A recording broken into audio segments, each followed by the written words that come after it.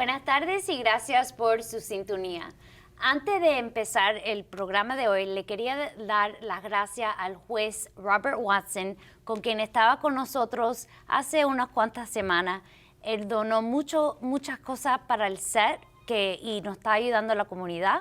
Muchísimas gracias, juez Watson.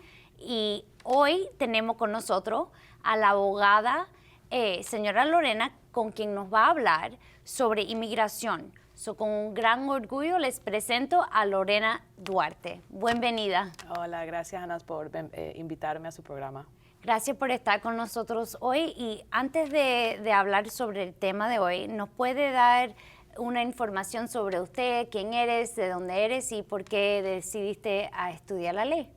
Sí, pues mi familia es de Colombia, vinieron aquí en los años 70 y bueno, formaron la familia y yo nací aquí en Miami, me crié aquí y decidí estudiar derechos un poquito después de tener una carrera en la banca.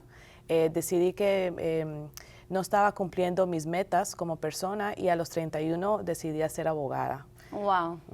Y tengo entendida que usted enfoca en la práctica de inmigración, ¿no es cierto? Sí, correcto. ¿Y cómo entraste en esa línea de trabajo?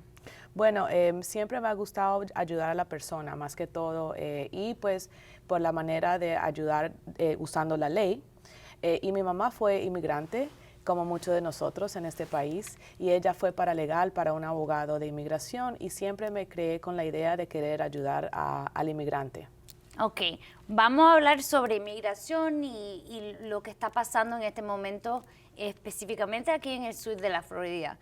¿Hay algún cambio de las leyes de inmigración que están pasando en este momento? Bueno, inmigración siempre está cambiando, siempre hay diferentes reglas que están saliendo, depende de cómo América se está desarrollando. En este momento, la administración quiso traer otra vez un programa que habían tenido por un tiempo, pero lo habían pausado como en el 2016, específicamente para las familias cubanas o las familias haitianas. ¿Y qué tipo de programa es esta? Ok, como en esos países ahorita hay mucho problema en la comunidad por la política y pues la economía, están tratando de reunificar a las familias. Se llama una reunificación familiar. Ok, y esto, ¿nos puede dar un ejemplo en cómo eso aplica con una persona que está aplicando para un status aquí en los Estados Unidos? Sí, la forma que se hace es que la persona que está dentro de los Estados Unidos, que tenga estatus de ciudadano o estatus de residente y que sea de origen cubano o haitiano, puede pedir, o someter una petición para su familiar. Puede ser sus papás, pueden ser sus hijos, hasta pueden ser sus hermanos. Lo que pasa con eso es que depende de la persona, hay una lista de espera. Entonces, por ejemplo, si uno pide a su esposo, es una espera tal vez de 1 año. Si uno pide a un hermano, es una espera de 15 años. Lo que hace la reunificación familiar es que permite a que ese familiar entre a los Estados Unidos y en vez de esperar por la visa estando en su país, que sería Cuba o Haití, puedan estar dentro de los Estados Unidos esperando por su visa. Ok, me imagino que hay ciertas cualificaciones que la persona necesita tener para aplicar. Sí, el proceso es igual. La persona dentro de los Estados Unidos somete una petición a inmigración. Inmigración le pasa el caso a la embajada del país. Esa embajada procesa, entrevista a la persona, aprueba. Y si inmigración considera, le ofrece ese programa. No es algo que la persona puede afirmamente pedir, tiene que proceder igual, pero las embajadas entienden que el programa volvió a empezar, van a volver a empezar en este verano, y cuando pase eso, entonces van a escoger los casos que son elegibles para ese programa y le van a informar a los familiares que han sido escogidos para que esa persona pueda entrar a los Estados Unidos de una vez. ¿Y hay una razón en que solamente eso aplica para las personas que son en Cuba o en Haití? Sí, creo que la administración entiende que la situación humanitaria en esos dos países están bastante severos, entonces quieren una manera de hacerlo más fácil para esas personas, traer a sus familias en vez de estar esperando allá. Ok, porque ahora veo, yo entiendo que hay otra aplicación que una persona que tiene una persona, una familiar en Cuba puede aplicar desde aquí, pero esa persona todavía se queda en Cuba. Eso Correcto. es, Por ejemplo, si tú quieres pedir a tu hermano, digamos que está en Cuba, tú metes la petición se aprueba, pero él tiene que esperar hasta que le toque su turno, su visa. Entonces, para los hermanos le dan menos, hay menos visas disponibles. Entonces, el hermano tendría que esperar, por ejemplo, ahorita está una espera de 15 años. Entonces, con el programa, en vez del hermano esperar en Cuba, le dan un parol que le permite entrar a los Estados Unidos y con ese parol entonces puede ya tener la residencia cuando le toque su visa. y estar aquí legalmente. Correcto, le permiten un permiso de trabajo mientras tanto espera. ¿Hay alguna otra diferencia entre ese tipo de programa? Porque en realidad no sé si es una aplicación o un programa y la aplicación de un relative. Porque normalmente las personas cuando ellos piensan, ay, voy a poner una petición para mis hijos que están en Cuba, ellos van y aplican en una forma, creo que se llama I-190, algo así. Sí, eso es cuando están aplicando para un parol. Eso sí. Ah, ok. El cubano también tiene una cosa que se llama el ajuste cubano, que es una ley que salió en los años 60, que dice que el cubano que que se presente para entrar y entra y es admitido, inspeccionado y le dan un parol, puede pedir la residencia en el año y el día. Entonces hay cierto enlace con ese programa también, porque hay ese beneficio para el cubano, que cuando el cubano viene, si tiene una entrada legal, entonces puede ajustar al año y el día también. ¿Y por qué usted piensa que es importante ajustar el estatus?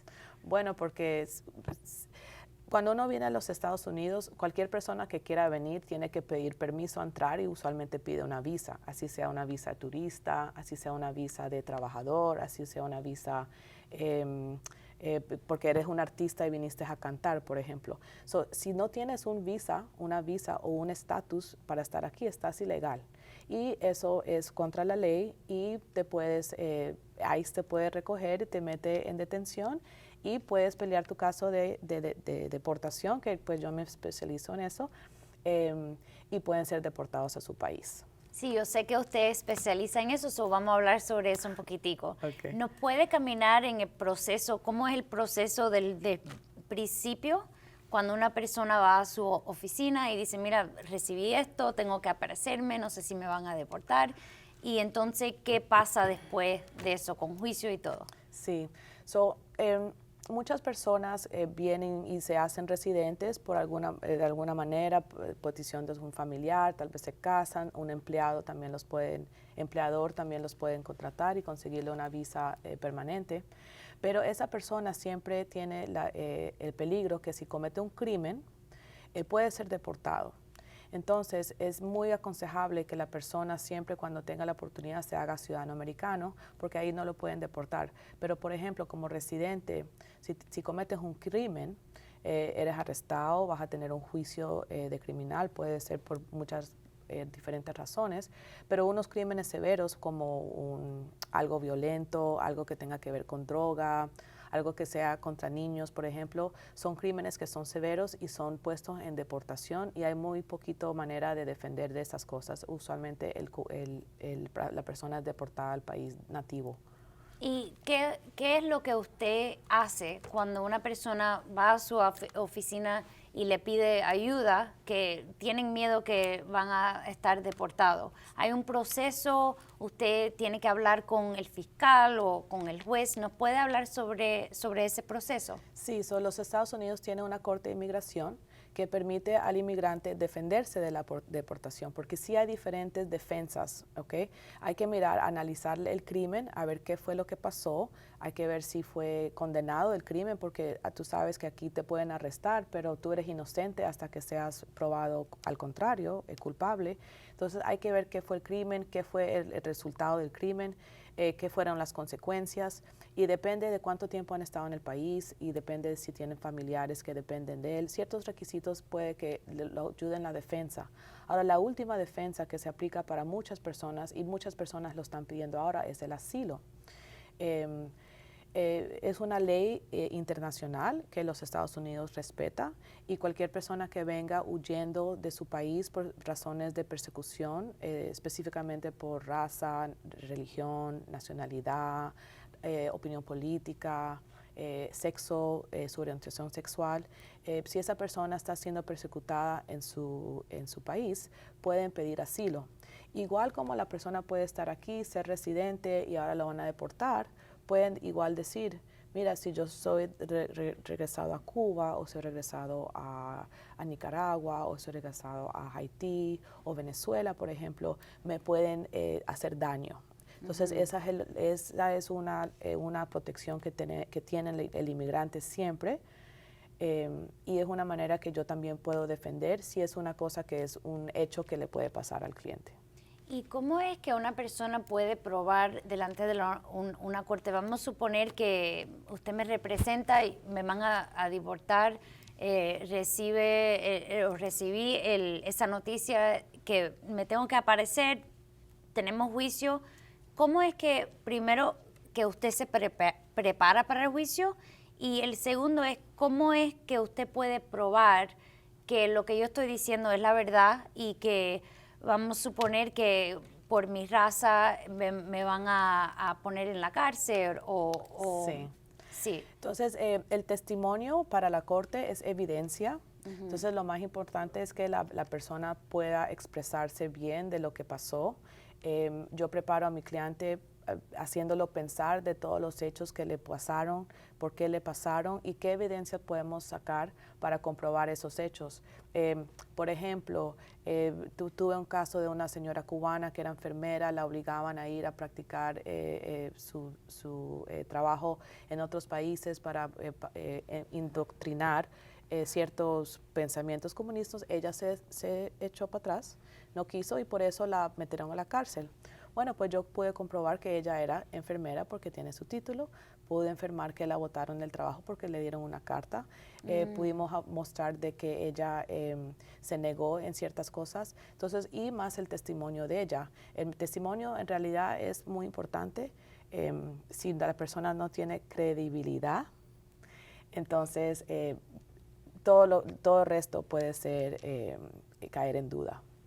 Y hay casos donde el juez dice esto no es suficiente. Sí, claro que sí. ¿Y hay remedio para eso? ¿Hay apelaciones? ¿Qué pasa si el juez me mira y dice, mira, I'm sorry, pero no, es que no hay mucha evidencia?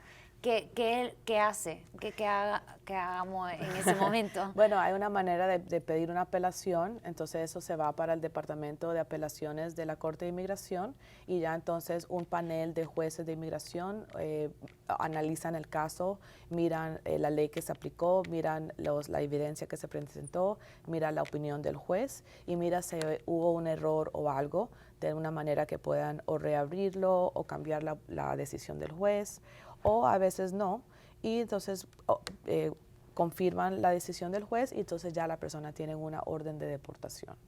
Y cuando ya tienen una orden de deportación, ¿qué pasa después de eso? ¿Tienen que ir a la cárcel a esperar? No, es un papel que te mandan y pues quedas en el récord de inmigración y del Departamento de los Estados Unidos como deportado. Se supone que debes de irte. ICE no viene a tu casa, aunque lo pueden hacer. No es que ellos se aparezcan a tu casa y te monten en un avión, pero lo pueden hacer. Pero ahora te quedas en un estatus sin estatus y entonces ya no puedes sacar licencia a manejar, no tienes permiso de trabajo. Si te agarra la policía, te puede entregar a ICE y ICE ahí sí te puede poner en deportación. Entonces es un estatus que es muy inestable, nadie quiere estar así, pero también hay remedios para esas cosas. ¿Nos puede hablar un poquitico sobre los remedios? Sí, por ejemplo, digamos que yo soy de Venezuela, entré por frontera, pedí asilo, perdí el asilo, pero mientras tanto fueron pasando los años y conocí a un chico y me enamoré y es ciudadano americano. Entonces, hay un perdón que se otorga si hay un matrimonio del americano con la persona. Está aprobado por inmigración la primera parte y ya cuando esté aprobado todo lo que es la validez del matrimonio, entonces hay un perdón que se puede pedir Y el perdón es basado de que el ciudadano americano va a sufrir extremadamente un sufrimiento extremo e inusual si esa persona es deportada. ¿Qué inusual? Bueno, puede ser que, por ejemplo, el ciudadano americano tenga alguna condición médica, que necesite el apoyo de la pareja. Tal vez si la persona trabaja y la persona inmigrante es la ama de casa y la que mantiene los niños, y si ella se va, entonces él se va a quedar sin cuidado de los niños se quedan su mamá. So, hay que montar el caso de una manera que se muestre el sufrimiento que va a tener esta persona, no el inmigrante, el ciudadano americano o el residente. Sí, porque y también puede enseñar que esta persona no se va a mudar y es ciudadano de los Estados Unidos y él no va a ir a Cuba o Venezuela o cualquier otro país por esas razones. ¿Nos puedes hablar o nos puedes dar un ejemplo de un caso de algo que ha pasado como eso y cómo fue que ustedes podían probar que sí tenía ese daño que es necesario para que la persona se puede quedar aquí? Bueno, tuve un caso que la señora ella era la ciudadana americana, su esposo creo que era de México o de Honduras, creo que era de Honduras, sí, Honduras. Y en realidad no parecía que ella sufría de nada. Es el único momento en que el abogado de inmigración se pone disgustado si la persona no tiene un problema médico.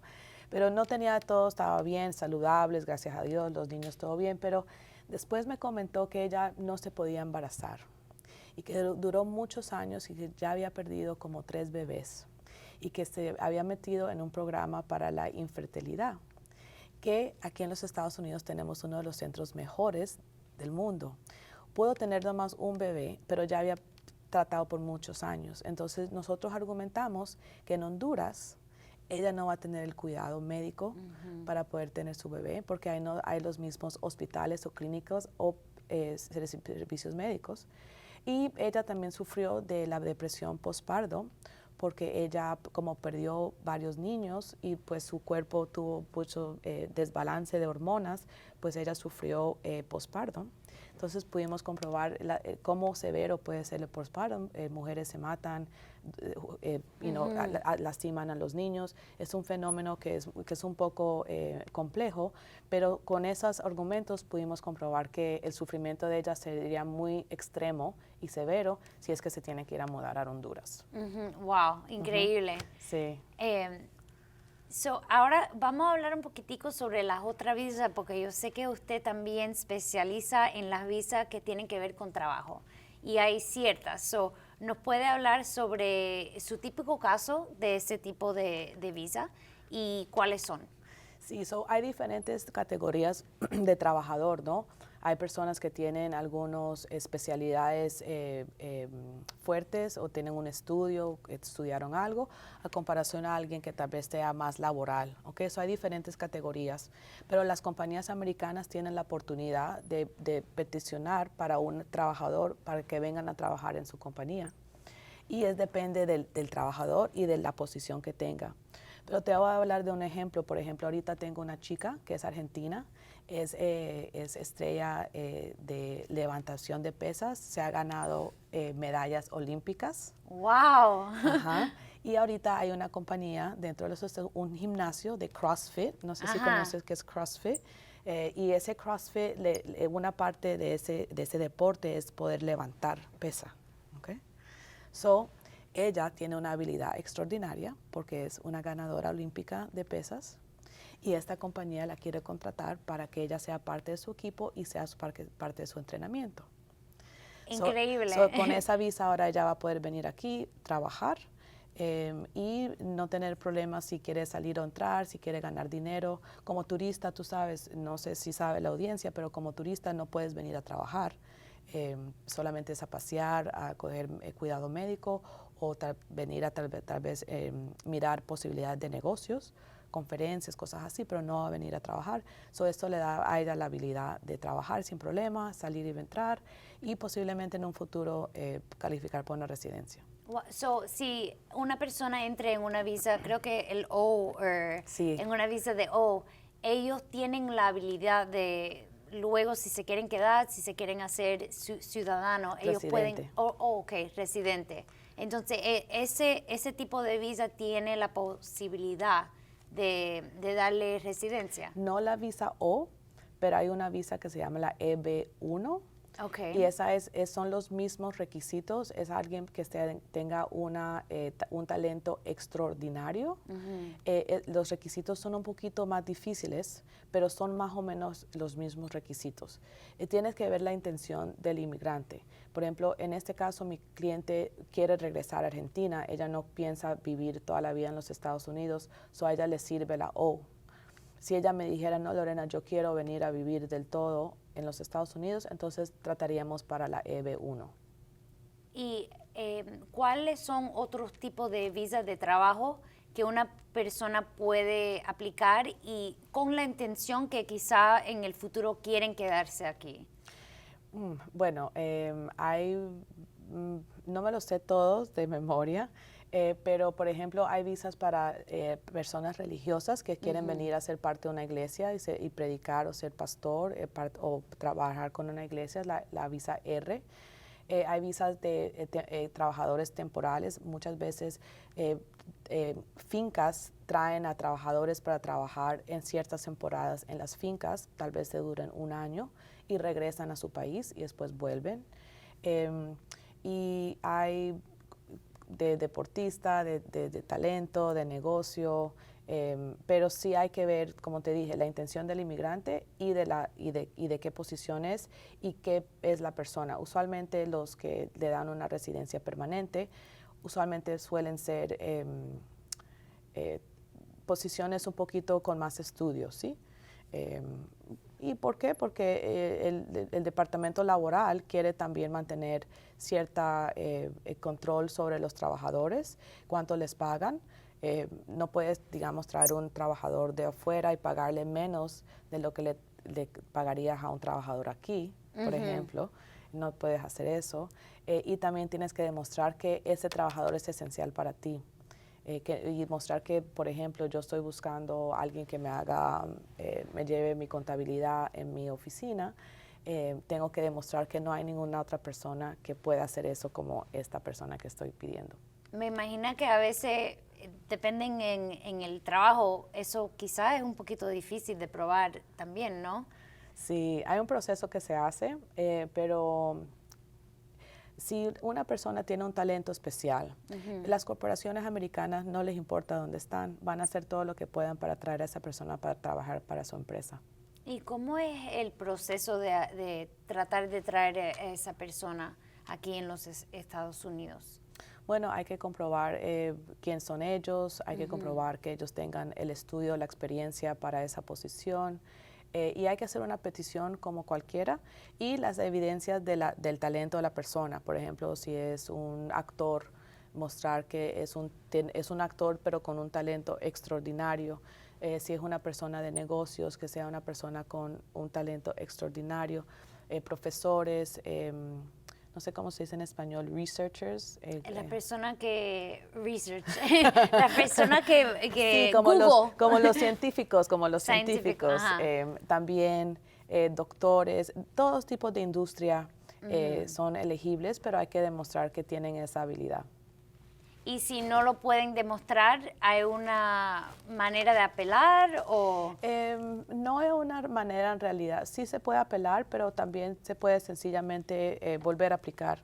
Entonces, por ejemplo, tal vez, digamos que uno de los requisitos de la visa talento es que ha sido publicada en unos medios grandes.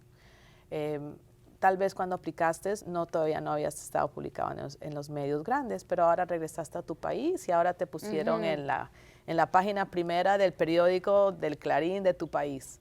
Ahora estás publicada, pues puedes volver a aplicar. No hay ningún tipo de consecuencia por haber aplicado y que te la hayan negado. Puedes volver a aplicar. Y vamos a suponer que yo apliqué y me negaron. Ellos me dicen por qué me negaron. Sí. Y entonces me imagino que esa persona cuando lee estos son lo que necesita probar, pueden trabajar en tratar de cumplir con esa lista, ¿no? Correcto. Eso también es buenísimo que le dejan saber porque a veces Si no Sí. saben, entonces, ¿cómo va a poder tratar otra vez? Sí, por eso es importante consultar con un abogado de inmigración que tenga conocimiento porque él te puede decir, mira, no cumples con estos puntos, tal vez trata de hacer algo para que los cumplas. Por ejemplo, tengas una amiga, Ana, que te invite a un programa de televisión, por ejemplo, o tengas un artículo que quieras publicar en unos medios o has salido en un programa de televisión.